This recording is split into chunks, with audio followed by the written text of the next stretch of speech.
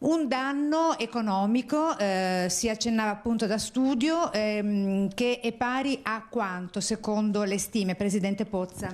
Ma dai primi calcoli è un danno che si aggira dai 5 ai 7 miliardi. Quindi un danno non di poco conto.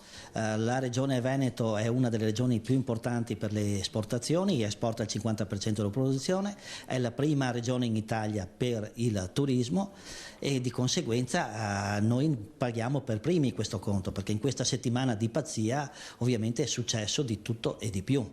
Quindi l'appuntamento di stamattina con il Presidente delle Camere del sistema economico veneto è proprio per ribadire la volontà che il sistema camerale è a fianco delle imprese, che ci sono risorse disponibili da poter spendere, basta che il governo le liberi, perché sono soldi delle imprese, non sono soldi delle tasse che arrivano al sostegno delle camere di commercio, che sia chiaro questo. Il sistema camerale ha queste risorse ferme per delle leggi nazionali, per dei provvedimenti che vengono presi sempre con, come si può dire, con l'onda romana, e invece c'è necessità che queste risorse siano messe in campo, perché ci vuole un piano Marshall per far rimettere in moto un paese come questo, come in questi giorni, che insomma alla follia, dove da tutto il mondo vengono richieste di certificati o di attestazioni da dove vieni. Ecco, stop un attimo, certificati, abbiamo sentito proprio nel collegamento di prima che era stato anticipato dal nostro collega.